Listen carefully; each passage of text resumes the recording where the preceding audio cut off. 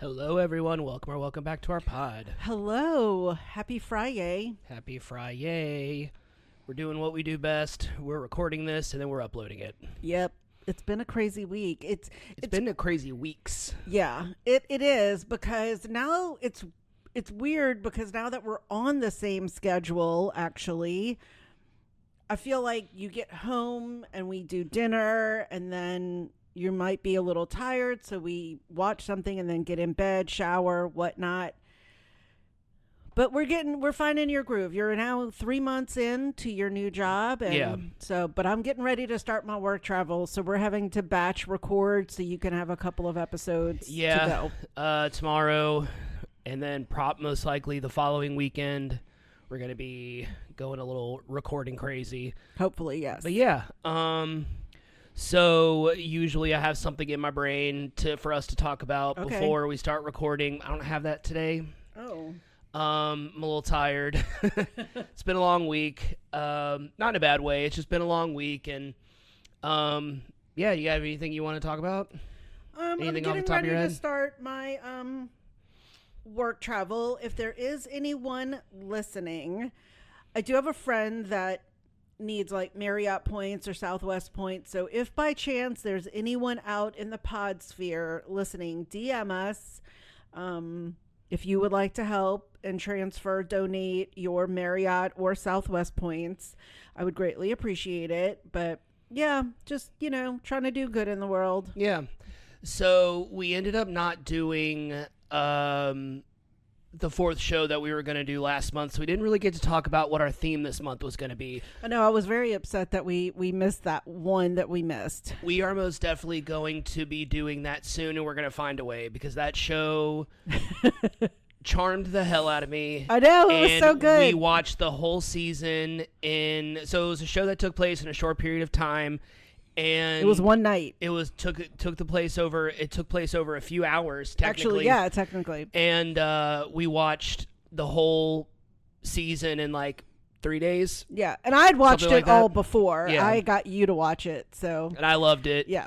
But yeah, we're gonna find a way. We're gonna find a way to do it soon. And that's so distracting. I'm sorry. It's okay. I put some lidocaine on my shoulders. My shoulders and neck start to hurt when I sit at my work computer for long periods of time. Yeah. So sorry. I had the straps off of my PJs, and the lidocaine is now dry. Yeah. There you go. I am dressed again. Thank you. I apologize. I'm trying to do a pod here. Thank God we don't do video. Thank God. Can you imagine? Oh, well, I wouldn't have had the time. No, not that. I just mean like having to do video. I don't know. Maybe one day if we get sponsored. Yeah. Someone sponsor us. I think if anyone ever wants to collab, if anyone ever wants to guest appear on here, I guess we would kind of have to do video, because we would have to do it via Zoom. Yeah. Unless they want to come here, but I mean, we'll see. Not inviting strangers to our house. Correct. All right. So it is the month of August. Yes, it is. Yes, it is. August. Almost said July. And this month's theme, you obviously came up with it, because you come up with like 95% of our themes. Yes. Yes, I do. I sure do. And was this the show that inspired it? Yes. Okay. Because I think Summer was watching it. No. Okay. Maybe Summer was watching it. Or someone No, because when we were at dinner, you asked if anyone was watching that show. And no one was. Was it your sister? Was it one of your friends? No, because my sister doesn't really like Steve Carell. Oh, okay. But she said she was going to give it a try. I don't know. Maybe I just heard about it. Okay. And I love Steve Carell. Obviously, and yeah. We both and then do. So it inspired. Maybe it came up in a reel. I don't remember, but I thought of it and I was like, oh, well, we could do shows that have animals in the name. And so that is how we came to our August theme. Yeah, we love a great theme idea. The great theme ideas always come with, let's pick something where something is in the title. Yeah. Like, we really like doing that. And yeah, because I think we did like do we do numbers in the title? Colors. Yeah. Mm-hmm. People's names. Yeah. Did we do that? Jobs. Yeah. Yeah. So yeah, so today we are doing, it's a new show. It came out in March. We did not watch it when it originally aired. We watched it for the pod, and then we ended up watching the whole first season. So a lot of times you'll hear us be like, we watched the first episode, we really want to keep watching it, we haven't been able to get to it, but we stuck with this one because we both really liked it. The cast is incredible.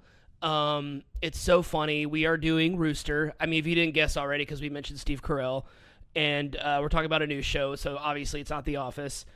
But so we did Rooster. We both really enjoy the show. We'll get into that in a little bit. But for now, Anna's going to do what she always does and give us some episode and series information. All right, Rooster, Release the Brown Fat. Rooster is a comedy drama series that premiered on HBO on March 8th, 2026. The series currently has 1 season and 10 episodes. Rooster was created by Bill Lawrence and Matt Tarsis, and the pilot was directed by Jonathan Kreisel. The series takes place at the New England University Ludlow College and centers around action novelist Greg Russo and his daughter Katie, who is an art professor at Ludlow.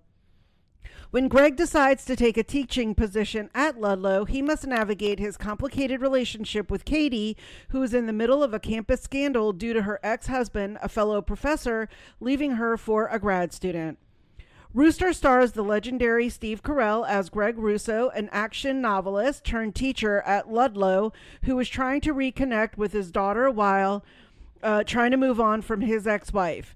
Charlie Clive as Katie Russo, Greg's daughter, an art professor at Ludlow, and is in the middle of the aftermath of a very messy and very public separation from her husband. Phil Dunster as Archie Bates, a history professor at Ludlow, and Katie's ex-husband who recently left Katie for a grad student.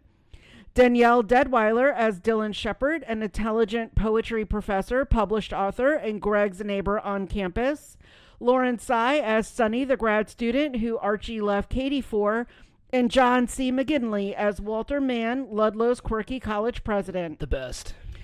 Recurring cast includes Annie Mumlow as Crystal. Your favorite. My favorite. Walter's executive assistant. Rory Scovel as Officer Donnie Mullins. Yeah. Love him.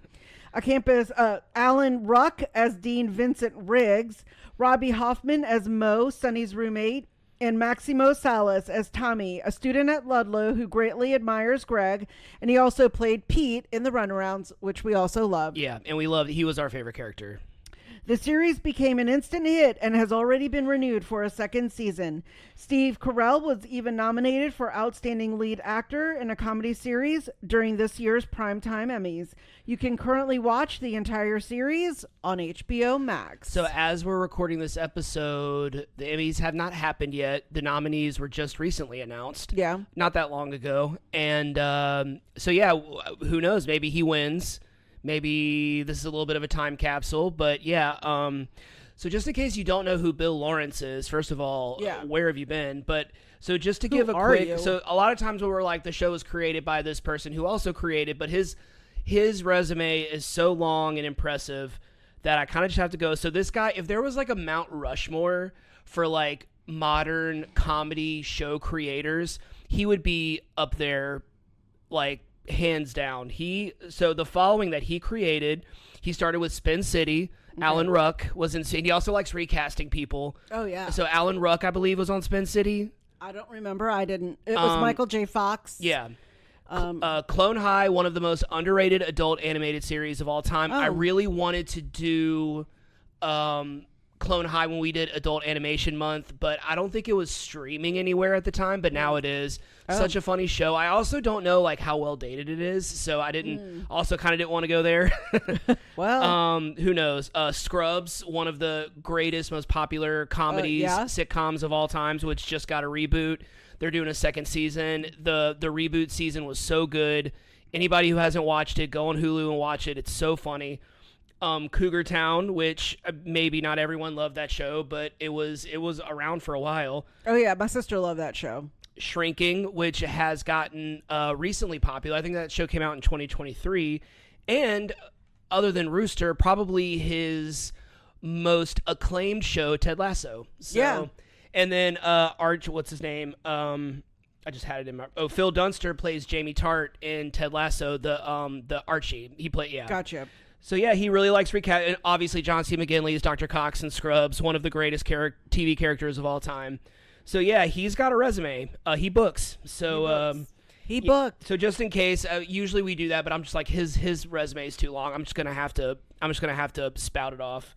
So we have some interesting questions / stories to tell. Okay. Just because this show is so, I feel like with these feel good type comedies, which Bill Lawrence is so good at writing those types of shows. Scrubs, this show, Ted Lasso, which are just these like ultimate feel good, watch these shows to put you in a good mood, comfort TV shows kind of thing. I feel like with those shows, you wouldn't think that we would get so personal, but I feel like those are the type of shows where you do get more personal because they just like, there's just something about them that kind of gets you in your feels. Yeah. So we're going to start off with kind of like an easy one. So we're going to get into the plot summary, obviously, in a little bit. But there is kind of this whole recurring theme throughout the series where Steve Carell is an action novelist, and he kind of writes like kind of like sexy action novels. And he kind of he is probably, I'm assuming, really popular with like boomers and Gen Xers. And so he's teaching these Gen Z / I don't even know if it's Gen Alpha yet, but young Gen Zs. And, they have a different perception of his work. And, some of them think that it's sexist. Some of them think that go ahead and just put Michael Scott in a classroom today. I mean, he's a little bit more intelligent, a little bit more mature, but yes, just very I feel you. Yeah. Unfiltered of what he was saying, because to him that was okay. But so you started teaching in the 90s, yes, correct? Yes. Your first job, you were a Spanish teacher. Yes. I pay attention. I listen. You do. And you've been teaching for quite some time. Yeah. And you have kind of taught. I mean, technically, you taught like young Gen X, millennials, and now you're teaching Gen Z. Yep. Do you want to talk a little bit about like kind of what your experience has been teaching through generations? Because I mean, through literally 3 generations, you've kind of been teaching. Yeah, and well, obviously I taught high school first, but I also taught elementary school and junior high. I taught at a school that was pre-K to senior year of high school.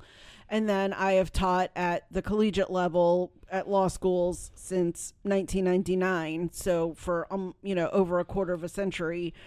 And so I feel like teaching has evolved, obviously, as with the generations, as time has evolved. And then you throw in things like a global pandemic, and that has really changed things as well.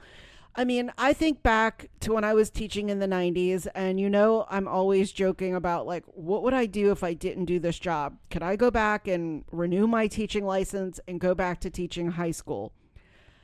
I don't think so. The access that parents have with students and the students being able to message and just, I don't know if I could mentally handle that much communication. Yeah. The students were good in the sense of, were they paying attention? I mean, these were good kids. It was a private school in Monroe, Louisiana. So it wasn't like I was, dealing with a lot of, quote unquote bad students or anything like that. I mean, these students came from pretty well-to-do families. Yeah. Then move into when I started teaching for the job that I have now. Back when I first started, I'll never forget one of the students when I was giving out passwords. Now, back in the day, the passwords that we used to give out were on a cardstock piece of paper. Mm-hmm. We would hand them to the student. They would have to sign it, and then they would get their registration key. Yeah. Today, it's all done electronically. I mean, it's just crazy, But I'll never forget, this was my first year, and one of the students came up, and I think he thought he was a lawyer, was like, I am not signing that. I am not signing anything until I know exactly what it says. And, I was like, more power to you. You're not getting this password card, though. And I said, so good luck getting all of your assignments, which are on our online system. Now, obviously, I wasn't saying it in that tone, of course, but I was just like, get the F out of here. You are like a first year law student. And, you know, I wasn't much past his age. I mean, I was in my 30s when I started this job. He was probably 21 or 22. So, I mean, we were maybe 8-10 years apart in age. But I was just like, oh, my God. And so I was like, okay, I know what I'm dealing with. Because I will honestly say, Jeff, I don't think when I was in law school, I ever felt like I could talk back to anyone. It also stemmed from me being a teacher. Mm-hmm. Like, that just wasn't anything I would do. But also just the inherent, like, way my parents instilled in me to respect educators, professors, teachers at any level. I mean, I think that to me is one of the things today is that students do feel very empowered to speak up and to speak out. Like when, you know, he is saying things in class about, you know, I can't remember some of the verbiage from his books that they were reciting out loud, like ample bosoms or, you know, whatever he's talking about, you know, and the girls are like, that's not very, like, is that exactly what you meant? Or, you know, like things were either racially insensitive or gender insensitive. Objectification, things like that. But they felt empowered to speak out. I probably would have stayed silent, you know? So just even speaking from my own generation, like I would have just been like, okay, that's what the teacher said. You know, like you just accepted it. Where I think now they feel more empowered about speaking out. Now, I will also say that on this show particularly, that there is a little bit of being too close to the professors that I'm like Sunny, the grad student who Archie is with.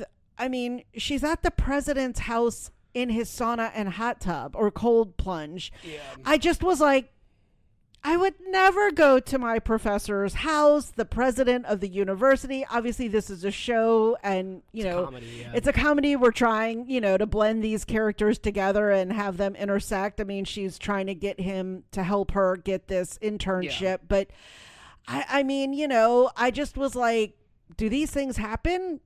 And now probably I feel like there's definitely much more fluidity in the relationships and things that are generally acceptable, as well as things that are not. I mean, you know, the local university here had a very recent controversy where one of the law professors was speaking poorly about our state governor and whether or not he felt it was right or wrong. The student felt like it was inappropriate, reported him to university administration, and he was put on leave. Yeah. I mean, wow. You know, that one student had that much of an impact. It's crazy how things have really changed. You know, when I was in college, if I had gone to a university administrator, they'd have been like, whatever. You know, like, I just don't really think they would have done anything. So I think things have changed in a multitude of ways. The technology, the learning, the listening, the outspokenness of the students. I mean, I think it's a lot of different things, and and you have to roll with it, especially in a long career like that I've had. I mean, I'm learning all kinds of new things with technology, with, you know, understanding where they're coming from. It's why I watch a lot of influencers, especially college age ones, just to try to get a pulse on, you know, what's impacting them in their lives. So, I think that's what makes you such a good teacher, is that you're so flexible and so kind of adaptable. Flexible, yes, but adaptable is kind of what more of the word I was looking for, because there are a lot of teachers and educators out there who don't do that, and they still kind of stick to what they did in the 80s or the 90s, the 2000s. And, you know, I know that when I was in high school, middle school, the things that the teachers said to us, if that happened today, it would be more than them just getting fired. You know, it would be more than them just like getting a slap on the wrist, or me going to the office, because I would never in a million years tell on a teacher, mostly because I didn't care. But if nothing bad enough happened to me where I felt that I needed to like report. Looking back, there was once, but I'm not going to get into that, but like, cause that's a different, I'll save that for a different episode. But there was one teacher when I was in middle school who, looking back on it now, I it's not that I wish I would have reported him. I wish I would have like stuck up for myself. Yeah. Because he was a piece of shit. So, and yeah, anyway, so I'll say that for another day. And I also want to say, as an older teacher, I mean, I'm not like, I guess I'm older, obviously. It's also keeping up with the generation. Yeah. Like, you know, the company that I work for, we are developing all this AI technology that I am trying to keep up with, and I'm trying to learn and teach myself. One, because the company is requiring me to do it, right, but also the students know it. Mm-hmm. And so, like, as the teacher, I'm expected to know more, if, you know, as much as they are. But what's crazy is, like you said, some of the law professors aren't doing that. Mm-hmm. They're trying to hide things from them. And as a teacher, I'm like, why would you hide something? You are expected to be the expert, the leader, the one who's guiding them, and you're the one saying, no, we are not using this. That to me, and it's not just because the company I work for is saying, you know, you need to teach this. I would just be, as a teacher, I'd want to know, but I'd also want to be the one guiding them and helping them and having them come to me with questions and things. So yeah, it's crazy how generational things have changed. Mm-hmm. So yeah. All right, so kind of, I'm gonna save number 2 for last. Okay. I'm not talking about that number 2. Why did I say that? Cut that. Me. I'll cut that. No. All right, so the big storyline, kind of the overall storyline of the series, is a father and a daughter, yes, working together. So I never worked with my parents. I love my parents, but I would probably never want to work with them. Although you did have to go work. You love that story. You did have to go to your mom's work. Yeah. You were pushing patients around on like gurneys and stuff. And speaking of generations, how that would never fly today. Right. Oh, yeah. Because I was like 14. In the hospital. I gotten in trouble, and it was during the summer. I gotten in trouble, and my mom, as punishment, forced me to get up with her for her 7 a.m. to 7 p.m. shift at the hospital, and made me put on scrubs and made me work. I mean, I didn't do like operation, a lot. Surgery. I didn't do a lot. I mean, like and by transfer patients, I just kind of like walked next to the gurney. I walked next to I walked next to it and like kind of helped. I couldn't touch the patients. I couldn't like do any of that. I couldn't help put the patient on the bed, but yeah, my mom was like, "You're working," and I love it. I know that's tough love, you know. And like we said, I would never fly today. Correct. But yeah, she made me do that. So technically, I guess I worked with my mom one day when I was 14. But you did work with your mom. I did. Your mom, it was seasonal, but when you were working at Maison Blanche. And as election commissioners. Oh, that's right. And as you worked with your mom quite a bit. Yeah. What was that experience like? Well, so I probably worked more directly with her as an election commissioner because when we were retail, she was up in customer service and I was downstairs. It was actually interesting because, again, you're talking about different generations, and even in retail, there are different generations. So I had gotten my mom's seasonal work as in customer service, gift wrapping. Because back in the 90s, like when you went to the store, gift wrap was a big deal. Like, especially if you had the Maison Blanche credit card, you got free freaking gift wrap. And my mom was a good gift wrapper. As you know, I am a good gift wrapper. I am not. Jeff is not, but he tries. He tries. I try my best. But so I got my mom this job, and to know my mom is to love my mom. My mom is very unfiltered, was unfiltered. And if she felt like saying something, she said something. And a lot of times with the younger employees, or even with employees her own age, that just does not fly in a very kind of closed, cramped atmosphere of customer service, of the customer service desk. When there are 3 or 4 girls trying to do gift wrap during the holidays, I mean, you just got to put your head down and rap, but, I would hear the mumblings, and, I would definitely be understanding, because I'm like, I know, y'all, she's my mom, right. you don't think I don't know this stuff. I'm sorry. I apologize. I do hope that she's a good worker other than her mouth running, and so again, they were, I will say, very kind, because, she never got fired or anything, but I knew that a lot of people, like, she could rub people the wrong way. So it was really difficult sometimes, in that aspect. At the election commission, so just so you're aware, in Louisiana, we have voting districts and voting polls where you go to a school or a fire department or a library and you go and vote in the booth. And so at each of those locations, there are usually 4 or 5 places where you go to stand in line to vote. And so when I was unemployed, my mom got me a job as an election commissioner, and, 4 or 5 elections a year, it's an extra, $1,000, $1,200 a month when you're poor. That's a lot of money. So, I would do that. And then I got promoted to election commissioner in charge. So I was an election commissioner in charge, as was my mom. So we manned 2 of the 4 booths in our polling location. And so I would try to help her, because as she got a little bit older, it was a little bit more difficult. And again, working with other people of different generations, of the same generation. And elections, as you know, can be very tense and very stressful, when it's a very, kind of hostile election of any kind. And another, I will say, kind of bad thing that my mom would do is, she would look at people's like registered parties and be like, oh, you're a so-and-so, naming your party. And I'd be like, Mom, you cannot say that. But as she got older, she just felt like she could say whatever, kind of forgetting the rules, when she was in her late 70s or whatnot.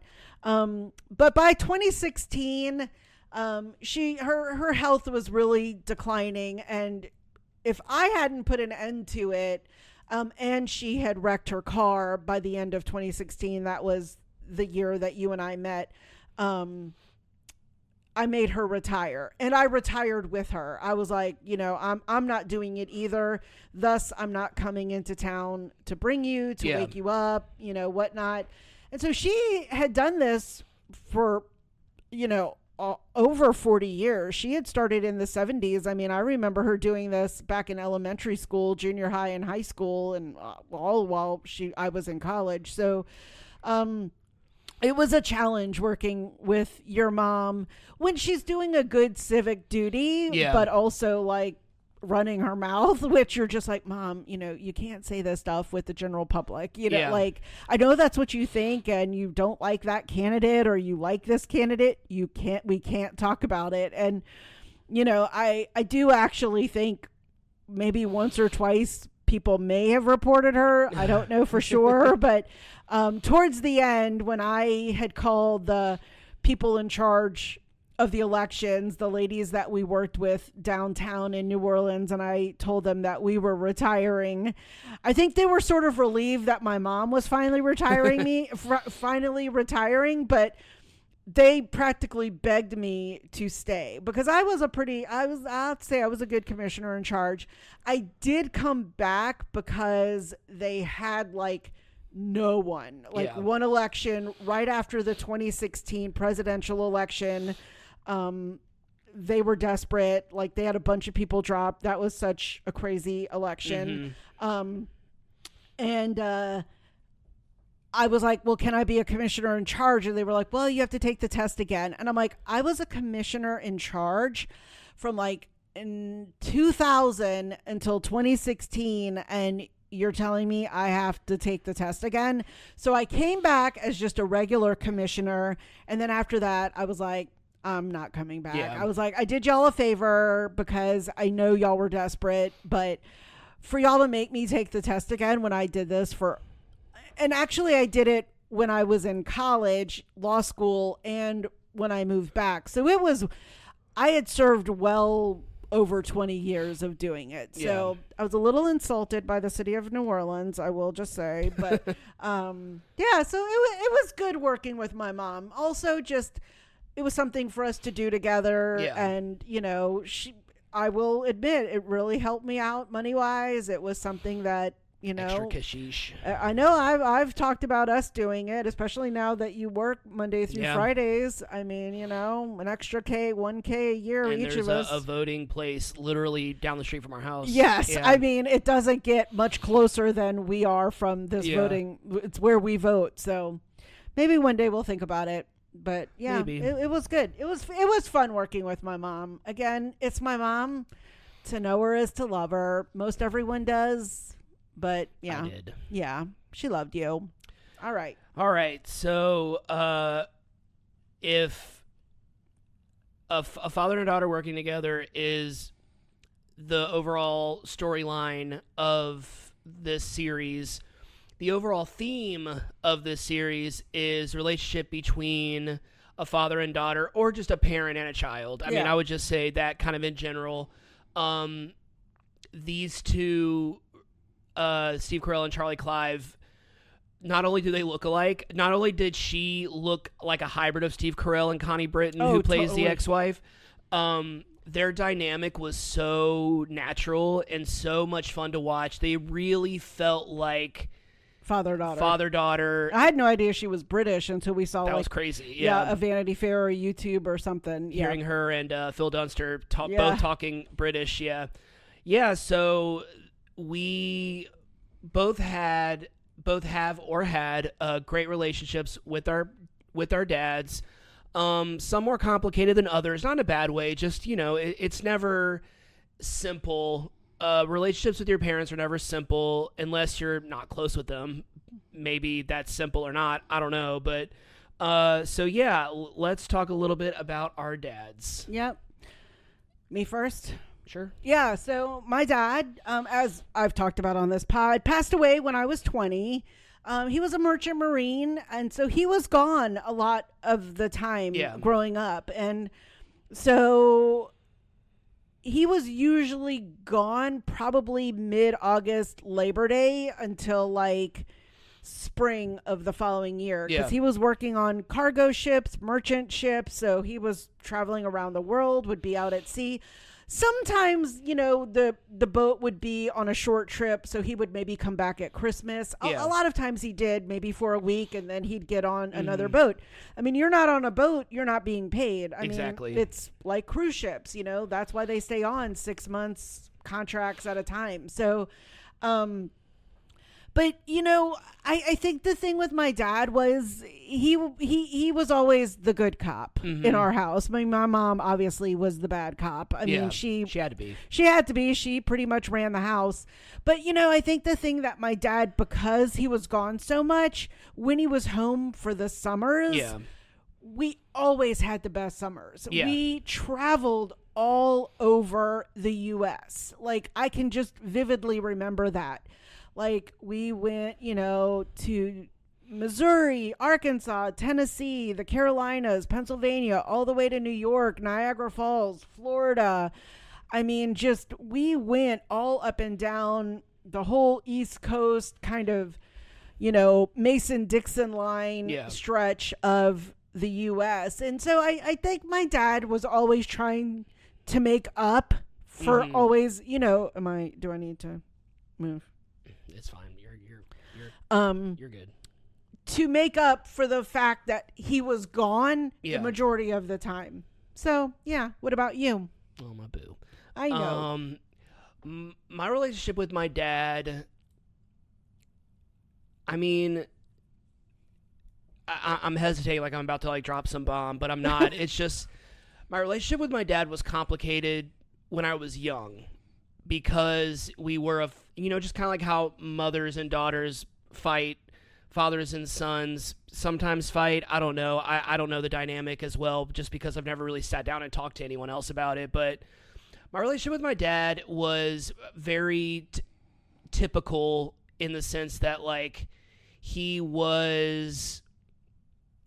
Sometimes he was the bad cop, sometimes he was the good cop. Same with my mom. Like, they kind of had a good 50-50 kind of thing. Like, sometimes I was scared of my mom, sometimes I was scared of my dad when it came to, like, getting in trouble. And it was more that, like, with my mom, it was more that I was more concerned with upsetting her and hurting her and letting her down, whereas I was more concerned with my dad just, like, being mad at me.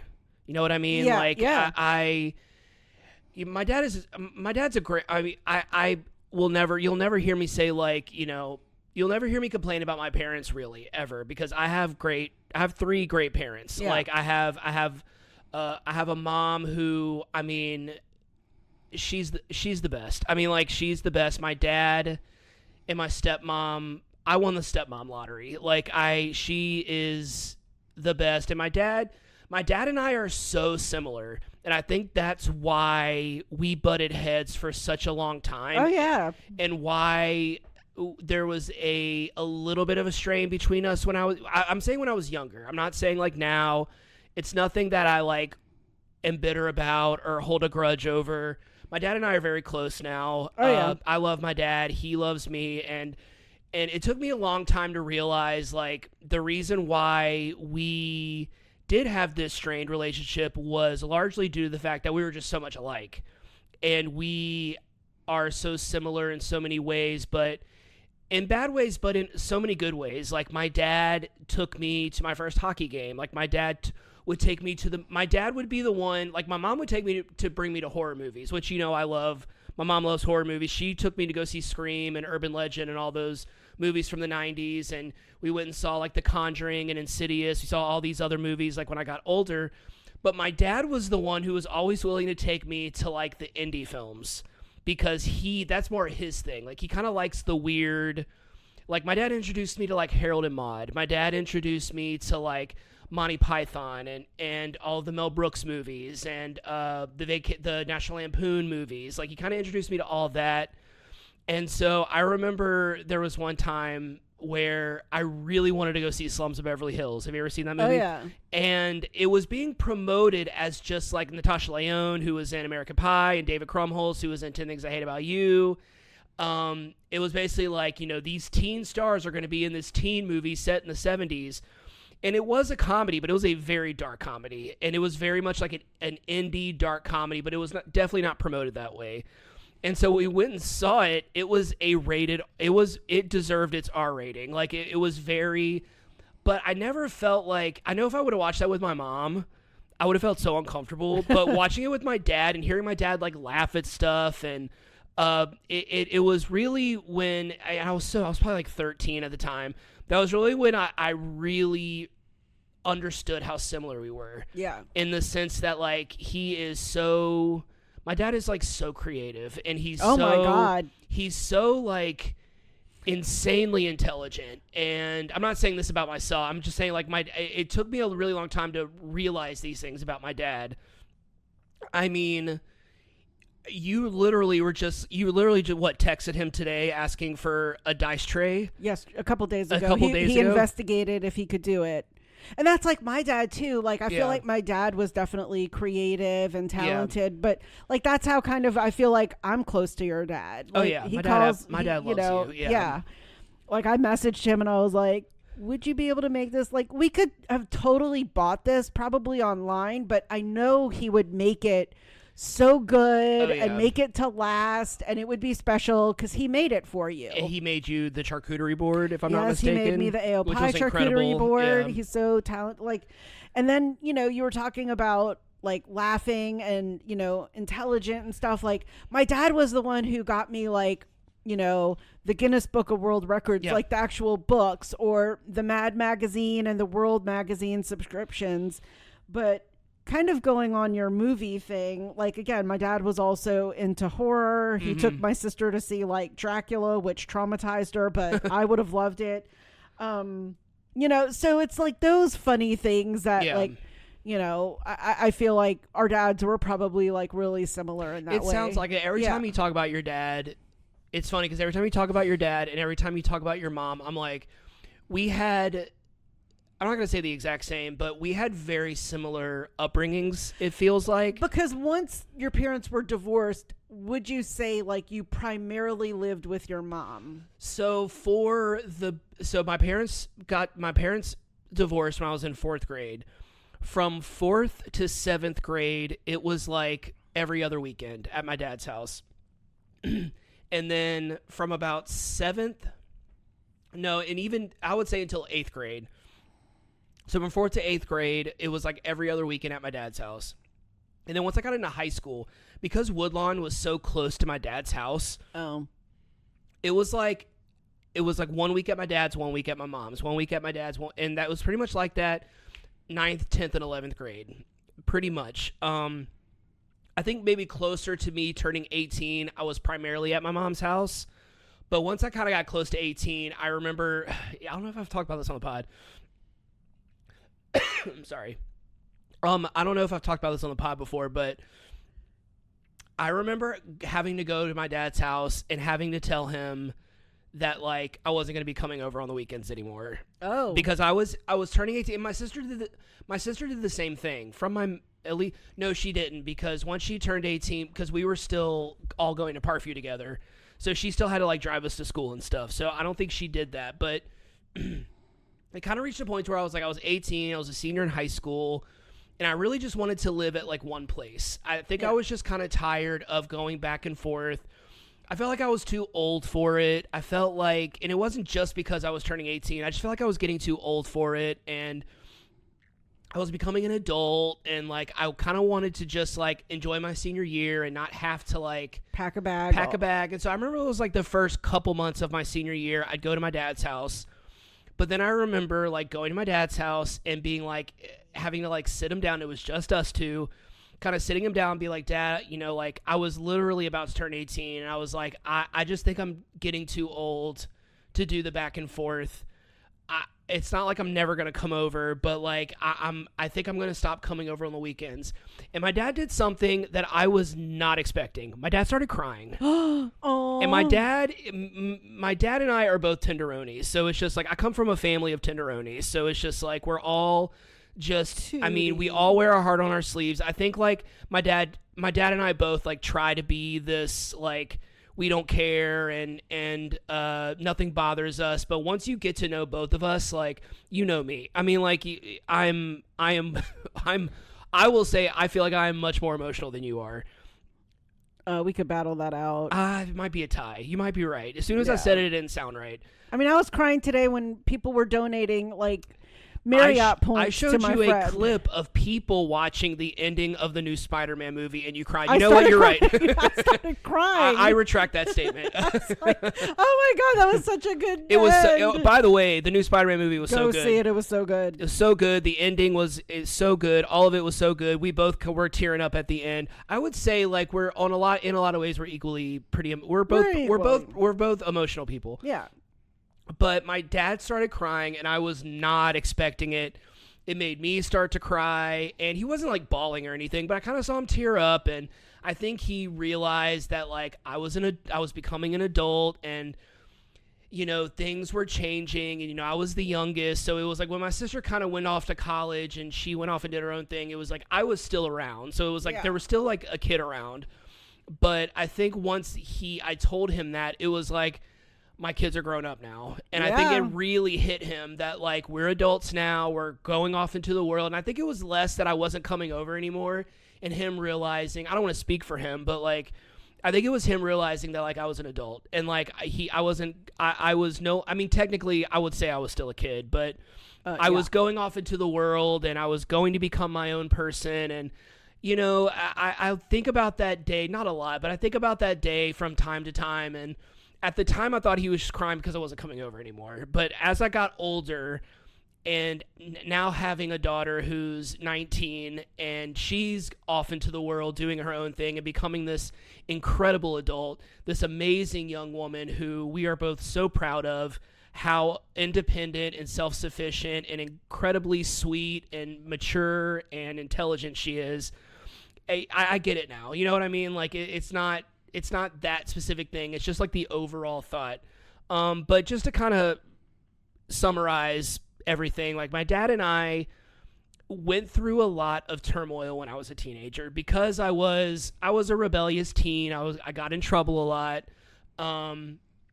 And it wasn't that I think there was just a lot of, I think in his mind, I had so much potential, and I had so much potential to go off and do certain things. Like I was so wanting to go off and do theater and acting and filmmaking, and I kind of just like stopped doing that. And I think my dad was always just like, why did you stop doing that? Like, I think, especially when I moved back from Florida, my dad was really trying to like, because there was so much stuff being filmed down here at the time. I mean, for a very long time, but he was trying so hard for me to just be like, just go be a production assistant, like go do this. And I think I didn't do it. And I think there was a lot that he was just like, not disappointed in me, but just kind of just like, you had so much potential. Like you could have. Well, right. I think that's like any parent. Any parent, and, exactly. Yeah. You know, I didn't know you obviously at that, even post high school until I met you in 2016. You know, I think you were at like just a struggling young adult. Yeah. Like, you know, I feel like you just, I hate, the word lost isn't the right word at all. But you're right. You could say it. You just, well, no, I mean, it's kinda. not totally right, Okay. but I just don't think, you know, and again, I'm not blaming anyone.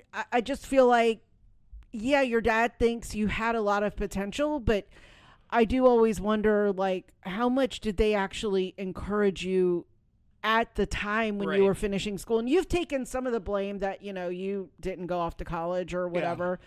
I mean, for me, I have joked about my story was like, if I didn't go off to college, I would be living at home and going to community college. And there's nothing wrong with community college. I didn't want to do that. You didn't want to live at home. I was ready to get the fuck out and go be an adult. I think when you were 18 and when you were at the end of high school, and again, it could have also been your high school just because it was so massive and very different from mine, that you were like, now what? That's exactly what happened. And you know, and that's hard when you're 18 and you're like, okay, now what am I supposed to do? And so I feel like you made choices that in that moment, at that time, moving to Destin, you know, obviously you met Jamie and had Maddie. And then again, you had to make other choices that weren't easy and move home. And so it's hard when you don't have someone actually saying you need to do this. Well, he might have thought you had great potential. You know, how often did they ever say we can help you, or, you know, you really need to do this? I mean, I have no idea, but you know, I get it. It's hard when you're 18 trying to figure out life and, you know, anyway. But ultimately, my dad and I have a great relationship. Yeah. Present day. We've had a great relationship for a long time. And, I mean, we always had a great relationship. It was I never hated my dad. I never hated my parents. I wasn't one of those kids that like just hated my parents for no reason. Like I said, I have great parents, and we've had our ups and downs, but, I feel like I could call my dad for anything. I feel like he would be there for either one of us in a heartbeat. My dad would, hypothetically, because you know my boo loves living in hypothetical land. I love it. If something were to ever happen between us, I think my dad would choose you. And I think he would just be like, well, you're always going to be my son and I love you, but Anna's like my best friend now. Well, I mean, they have almost said or have said like that I have changed your life for the better, that I've helped you. Because I always say deep down, I can try to encourage you. I can try to command you to do something, but you are a grown man. You can do or not do whatever you want, you know? And so while I appreciate that, I think you have made choices to, you know, to do things, to change careers, to, you know, get healthier, whatever it is. and do things on your own, and that's kind of what I mean. You have to have someone there supporting you, and not that your parents didn't support you, but I think they just didn't go, you need to do this, and thus you were left to your own 18-year-old devices, and we're like, well, I'm not going to college. I think it's really tricky when you have two kids who are polar opposites, and my older sister knew what she wanted to do. She kind of figured it out a little bit later, but she knew she wanted to go to college. She was going to major in psychology. Going to law school was kind of like a later in, not in life, but like a later in her adulthood kind of thing. But, she kind of had like a one-track mind of like, this is what I'm going to do, and I'm going to do it in this order. And she did it. and she accomplished it, and she has this great life. She has a great husband, two great kids that we both love, and a husband that we both love. She kind of did it. And for me, it was like, I think a lot of it was like my parents just didn't know what to do with me because I didn't know what to do with me. Right. And I think that was a lot of it because it was like they could encourage me. And my mom was the one who encouraged me to like go to Fortis and go to surgical tech. And my dad tried to encourage me to like, get into the film industry and kind of, start from the bottom and work my way up. But ultimately it was up to me what I wanted to do. And those things, I mean, like kind of moving home and then just like trying to join the film industry, I didn't really have that option. Like I had things that I had to take care of, and there were things that I needed to make money. I couldn't just like work from a set to a set and worry about like income. And I didn't want to worry about income. I needed a steady paycheck. Like I needed that because I had, obligations that I had to, pay for. And I don't regret anything because everything led me to where we are right now, and we have a great life. But I think that your parents' encouragement, unless you like have very controlling parents, which there are plenty of those out there who basically control their kids' lives. I didn't have those parents. So it was just like, they were very much like, we can encourage you all day long, but like you said, this is up to you. And that was ultimately what I decided to kind of, create my own path, and here we are. Yeah. And again, there are bumps great. in the road for all of us. Like I lost my teaching job and, had to move home. My mom was like, come on home. It's free to live here. And I didn't want to do that, but I did it. And then that's when I started law school. So again, no one's perfect. No one has the right path. Again, I always joke, like, if I hadn't lost my teaching job, would I still be at Monroe, teaching at that school, making $12,000 a year? That's insane. That is insane. So it's like, even for that time, that is insane. That's what I lived off of. All right. Let's get into this plot summary. Let's do it. All right, Rooster plot summary. Acclaimed novelist Greg Russo arrives at Ludlow College. He is there to speak to a literature class. Greg meets Dylan Shepard, one of the poetry professors at Ludlow. She takes him to a classroom full of unenthusiastic students.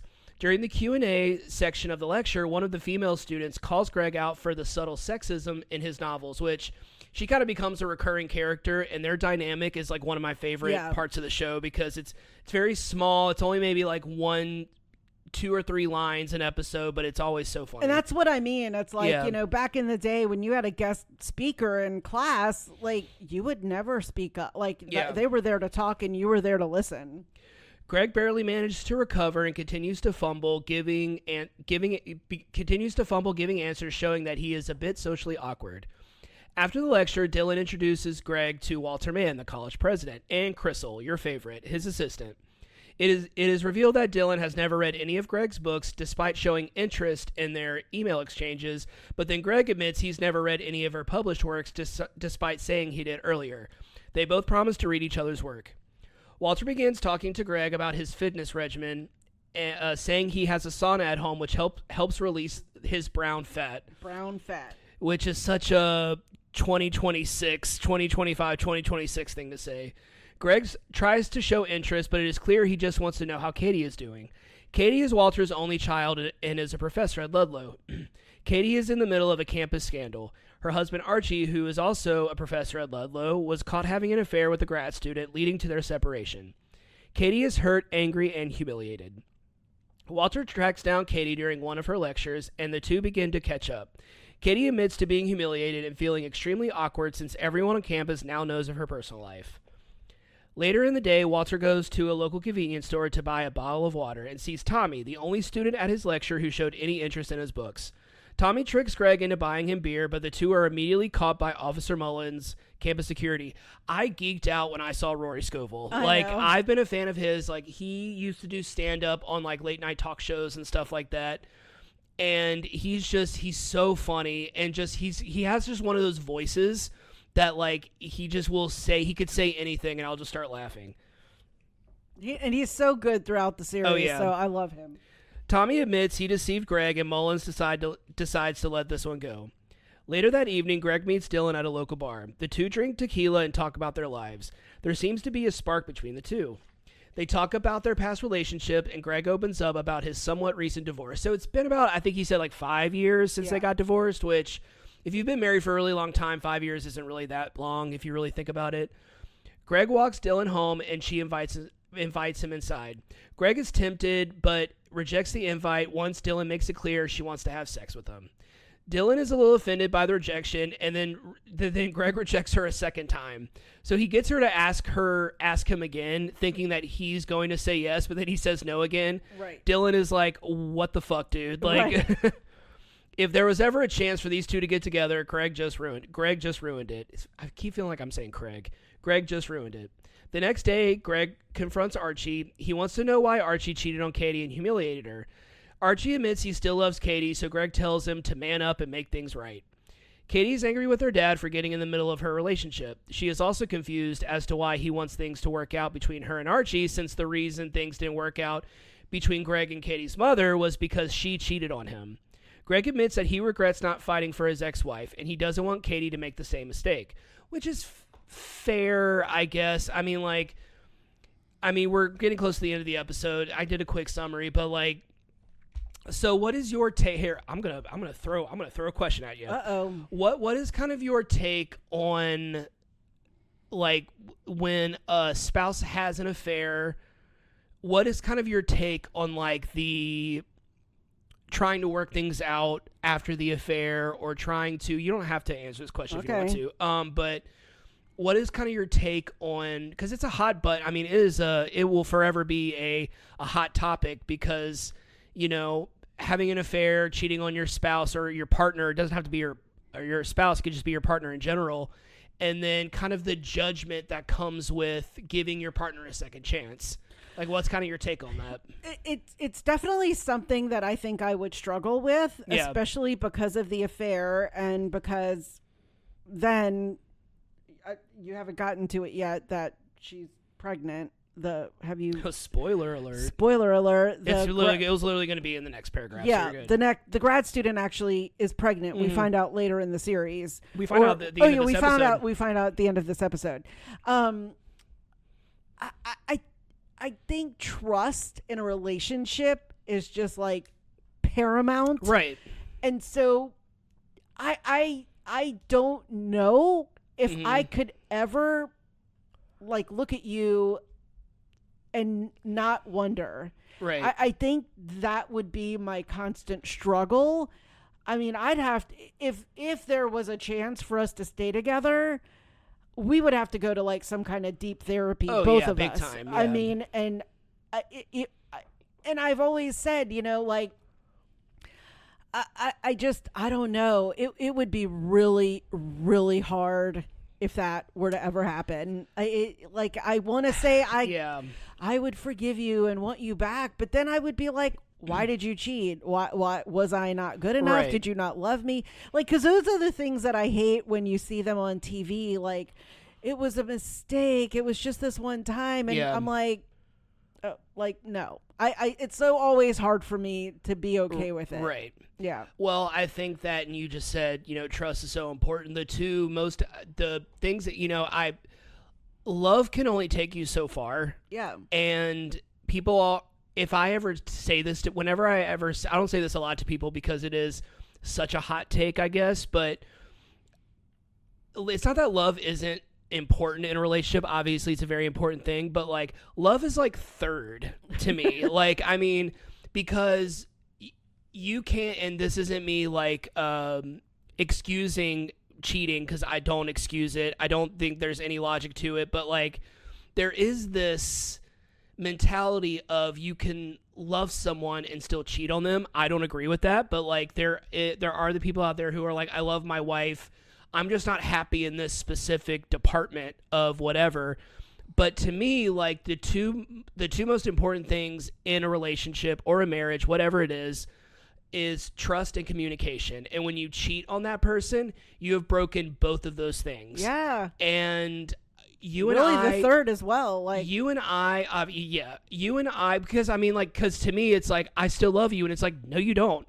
It's like you may still love me, but you certainly don't respect me. Like, and I think that is another, hey, maybe love is fourth, and respect is higher on the list than love. Honestly, if you want me to be honest, because we're always gonna love each other no matter what. But like, if we don't have trust, communication, or respect, then is that love even worth it? Is it even real? Is it even...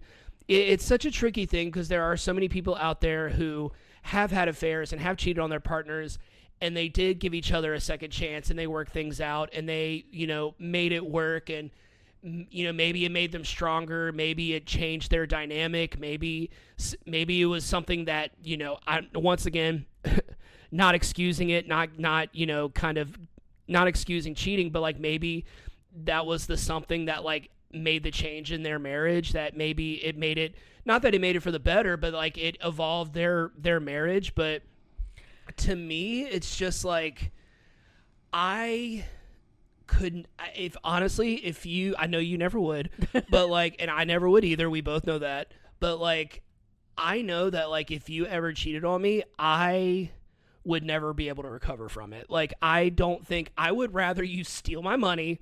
I would rather you like abandon me on the side of the road. Like, I would rather you do just about anything. Because I could forgive those things. Like, I could forgive those things. But if you cheated on me, I don't think I could forgive that. Like, I just don't think... It's so hard for me to even think that you would go and have sex with someone. Yeah. Like, I would just be like I would be so beyond, like, just the hurt would just be crazy. I mean, and what I was going to say here, and then kind of what you just said about your dad, he would choose me, is that I don't think Steve Carell knows a lot about their relationship, because I think he's been a douchebag all along. Right. Like, I don't think he's actually a good person. Heavily implied. Yeah. Yes. And so knowing he cheated, and with who, and very publicly at their workplace, is not far off from his character. Yeah.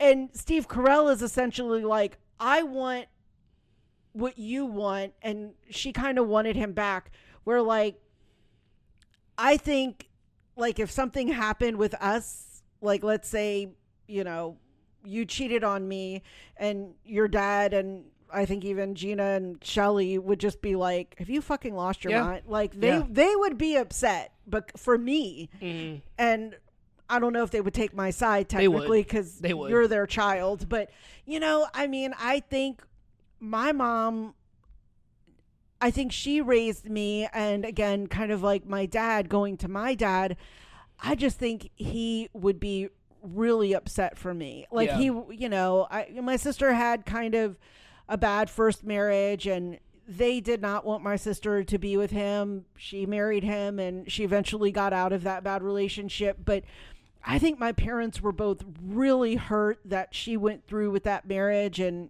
don't want to rehash that stuff, for my sister, out of respect for her. But, I just feel like your parents just want what you want. Yeah. And it's sometimes hard to resolve that and say it. But I don't think Steve Carell has the whole story. Right. Like, and we're kind of learning that here. Whereas, like, your parents love me, and they feel like I've been a good influence, and I've, really been a positive, impact in your life. If I cheated on you, I think that they would be shocked. Like, I think they'd be like, what the hell, Anna? You did this to your boo? Like, it would be shocking. either way. Yeah. Because we are so publicly and obviously in love with each other, and we're very.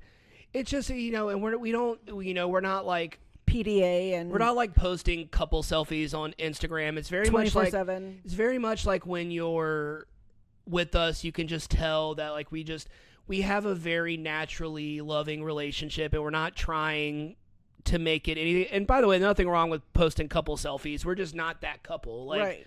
Nothing wrong with that at all. But like, we're just not that couple. But I think if either one of us ever cheated on each other, I think it would be shocking to anyone that one of us ever did that. So yeah, that's just kind of my take. That's our takes on cheating. Nothing wrong with giving your partner a second chance. Nothing wrong with trying to work things out. I think it's varied. I honestly think it's kind of admirable. I mean, like, it's kind of admirable that you love this person so much that you're trying to look past this horrible mistake that the other partner made, and you're willing to work on it. I think that takes a lot. You know, that takes a lot, and that takes a special kind of person, because I don't think I could. Like, I don't think I could ever trust that person, because I'm not going to talk about you because I don't like the hypothetical stuff. You hate the hypothetical stuff. If someone ever cheated on me, because, you know, it's happened in the past, and all the time with me. So I just could never get past it, and there was no more trust, and I just can't look at that person the same. Yeah. And the falling out of love happened so quickly for me. If I ever got cheated on, like, it was just like, Same. Well, I don't love you anymore. It's just like, and I think that's it. Is like, I've always been a person, and we've talked about you cutting friends off and stuff, and I've had kind of a different life. But when it came to guys cheating on me, or like not wanting to be in the relationship anymore, I was always like, bye. Like, I was never truly a lingerer that way. I mean, I didn't really date that much. Catch you on the flippity flip. Catch you on the flippity flip. Bye. Speaking of Steve Carell, all right, so we got 3 more paragraphs. We were almost done. We went on a little tangent, but that's what we do. Okay, so Katie goes to Archie's home to confront him and to possibly start working on their marriage. Archie admits he still loves Katie, but confesses that Sunny, you just said it, the grad student, is pregnant. Katie demands that Archie leaves, even though it's his house. That was really funny. He leaves, and out of pure rage, Katie sets fire to Archie's favorite book, which accidentally causes the entire house to set fire. Oh my God, so fast. I mean, that's what happens, especially with those old books. And with a chimney that isn't real. Yes. All the embers start flying everywhere. The episode ends with Katie and Greg giving comically conflicting statements to Officer Mullins. Yep. End of episode. Y'all, loved it. Y'all, the show is so good. If you love Bill Lawrence and you love any of his shows, if you love Ted Lasso or... Ooh, I almost knocked my drink over. If you love Ted Lasso or Scrubs, this is kind of the same vibe. Just this feel good. You're rooting for these characters. You relate to them. You get them. You kind of, with the exception of maybe Archie, you kind of fall in love with all these characters, and even you really. I think the most interesting character in the show is when you get to know Sunny more. I think she kind of becomes a really interesting character because she is, in my opinion, very similar to Katie, which is not. I don't think was a coincidence. Both very intelligent, driven women, very career-driven women, and we get some great guest stars as Bill Lawrence. Good. As Bill Lawrence always gets great guest stars on his shows. So go on HBO Max, watch this show. It's so funny. The episodes aren't long. I think they're like 30, 35 minutes, maybe. No, I don't think they go much longer than that. They're not long. Super easy watch. You can watch it over a weekend. I think it took us like a few days to watch it. Just because we were busy doing stuff. Well, and we like to break things up and kind of savor it. So I think that wraps up this episode. Yeah. All right. That wraps up this episode. Thanks for tuning in. If you haven't already, go ahead and follow us on whichever platform you listen to this podcast on. That way you'll be notified every time we publish a new episode. You can also follow us on Instagram at WeJudgePilotPod. We are so close to 1,000 followers, y'all. Oh my gosh. Where are we at? I think the last time I looked, we were like a little more than 50 followers away from 1,000 followers, which is incredible. I never thought in a million years we sat with 60 followers, 70 followers for such a long time, and then over the last few months we have just gotten an influx. Flurry, yes. An influx of followers, which has been incredible. We have met so many great people who have their own podcast, and it's just been incredible. But help us get to 1,000. That would just be so incredible. We're not going to win a prize or get anything out of it. It would just be just a milestone for us, just something for us to celebrate and something for us to be excited about. Exactly. Sock Doc, sponsor us. Yes. Poppy, Benefit, AG1, Nike. Anyone? FYE. Chili's. Blockbuster. Target. Sony, Beats, by Dre. All right, so yeah, Instagram, We Judge Pilot Pod. We're also on Facebook and Threads, but go to Instagram, follow us. Yes. Leave us a comment, suggest a show for us to watch, or leave some emojis in the comments. What you got? All right, the Rooster. Of course. The college, the sauna people, or the spa. There's a college? There's like a school building. Oh, okay. The book, art, the fire, the police, the bicycle, the tub, the cocktail, the sun for sunny, the pregnant person. Did you put the book? The book. Yeah, the fire. And then, oh my God, what the hell did I write? It's under book. Oh, the UK flag they're British. And that's it. All right. Well, we are going to head out, but we'll talk to you soon. Thanks for listening.